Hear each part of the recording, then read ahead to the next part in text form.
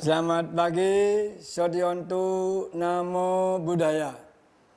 Kami dalam acara Kompas TV dalam program Doraman Mutiara Iman.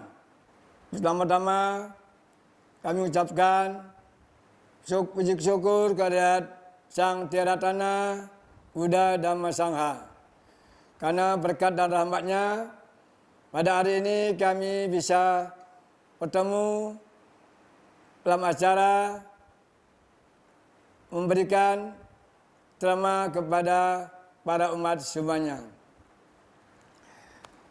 Untuk itu pada hari ini saya atau kami selaku Romo Pandita secara rutin menyampaikan ujangan atau ceramah kepada para umat sedama yang berbahagia.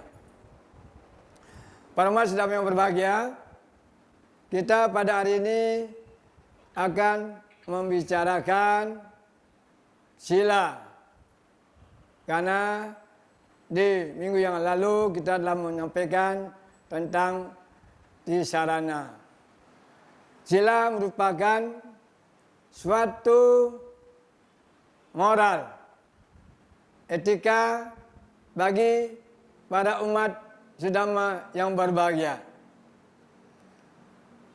Sila itu harus dipedomani dan dihayati dalam batin masing-masing para umat.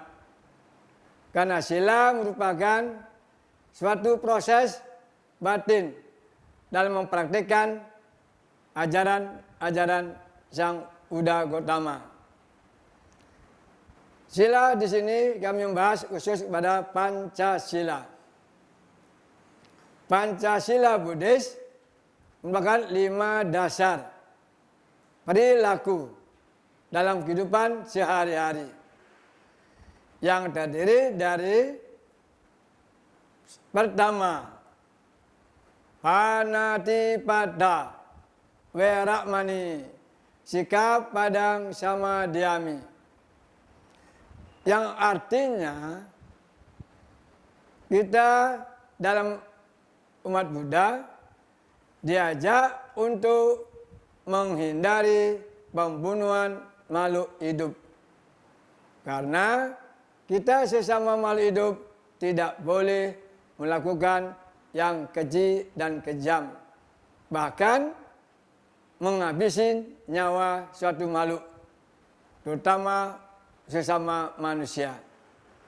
Karena akibat daripada pembunuhan itu, nantinya kita akan berbuah umur yang pendek. Apapun yang kita lakukan dalam pembunuhan, akibatnya umur pendek. Atau kita akan mengalami sakit-sakitan. Untuk itu kita sama manusia harus saling mengasihi, saling mencintai, dan saling memberi, dan saling membahagiakan. Yang kedua, Adina Dana Weramani, sikap padang sama diami. Yang artinya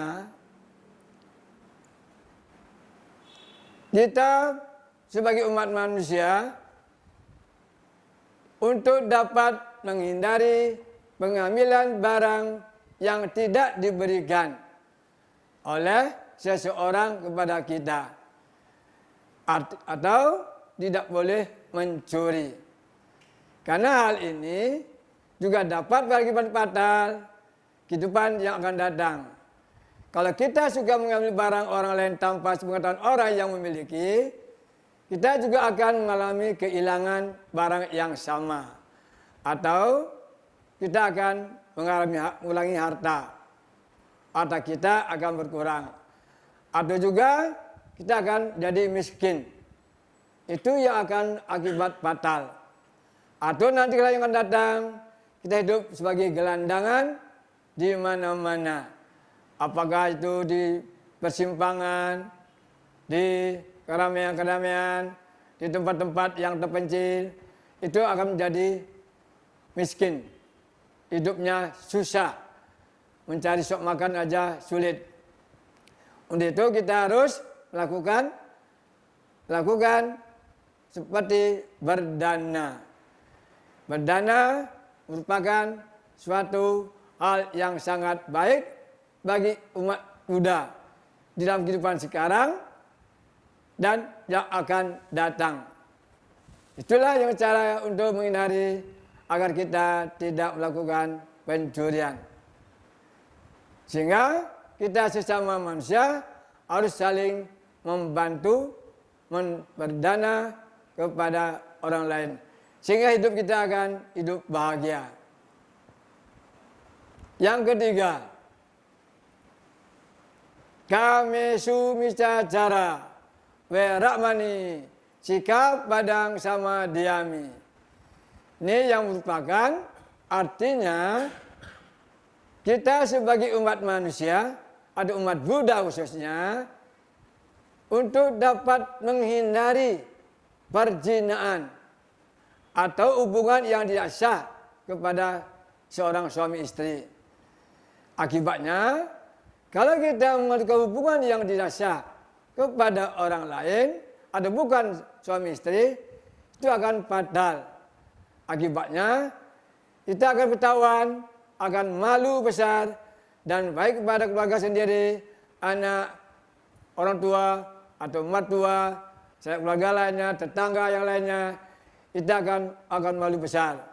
Akibatnya juga, kita akan sebagai hukum rimba di masyarakat, di perkampungan, bagi orang yang melakukan hubungan yang tidak sah bagi suami istri, ia akan diseret oleh hukum rimba. Itu kalau di dunia.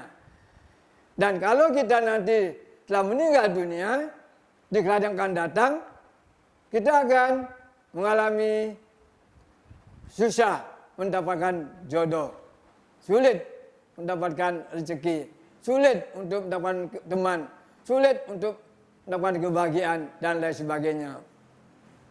Untuk itu mari kita hindari berzina di luar suami istri.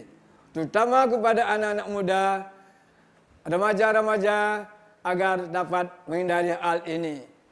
Agar kita tidak bisa menjaga nama baik orang tua dan keluarga. Yang keempat, musyawadah werakmani, sikap padang sama diami. Artinya, kita umat Buddha disarankan untuk tidak melakukan ucapan bohong atau kata-kata yang tidak benar kepada siapa saja, terutama diri sendiri, kepada orang tua, kepada orang lain dan masyarakat umum. Karena kalau salah berkata atau berucap, ini akan menimbulkan yang tidak baik bagi orang lain, bagi diri sendiri dan keluarga. Ada suatu cerita, orang menyampaikan hal-hal yang tidak benar kepada orang bersangkutan atau memfitnah orang lain, maka akibatnya akan fatal. Karena fitnah itu merupakan lebih kejam daripada pembunuhan. Untuk ini disarankan kepada kita semuanya, sila keempat ini sangat rentang karena setiap hari manusia selalu berbohong. Untuk itu, mari kita hindari hal seperti itu. Agar kita di kerajaan akan datang, kalau selalu berbicara baik, berkata, berucap yang baik, mulut kita akan bahagia atau sangat cantik atau sangat cakap bagi seseorang. Karena kalau kita suka berbohong, suka berfitnah bagi diri sendiri pada orang lain, kerajaan datang akan menjadi, maaf, seperti orang lahir, bibirnya sumbing atau miring atau mencong. Inilah akibat daripada berkata yang tidak benar atau tidak berbohong atau ucap bohong. Dengan demikian, kita harus selalu berbicara yang baik dan benar. Lalu yang kelima, Surameraya, Maja Pamadat Tanah, Werakmani, Sikap Padang Samadhyami. Di sini kita disampaikan kepada umat Buddha agar selalu menghindari minuman yang memabukkan, yang dapat menyebabkan lemahnya kesadaran. Ini kita sebagai umat Buddha senantiasa berhati-hati dalam pergaulan sehari-hari. Jangan mudah diajak oleh orang lain, terutama anak muda. Hindari diajakan orang untuk melakukan minuman-minuman yang beralkohol. Ini sangat fatal. Kalau minuman beralkohol kita lakukan setiap hari, maka pikiran kita akan tidak sadar. Ketidaksadaan itu akan menimbulkan pembunuhan kepada orang lain, sehingga dapat menyebabkan diri sendiri akan mengalami penderitaan di dunia ini, bahkan masuk penjara. Maka untuk itu mari kita kepada semuanya, agar tidak terjadi sila pertama, kedua, 3, 4, dan 5, mari kita melakukan renungan atau bermeditasi agar hidup kita selalu berdoman pada sila.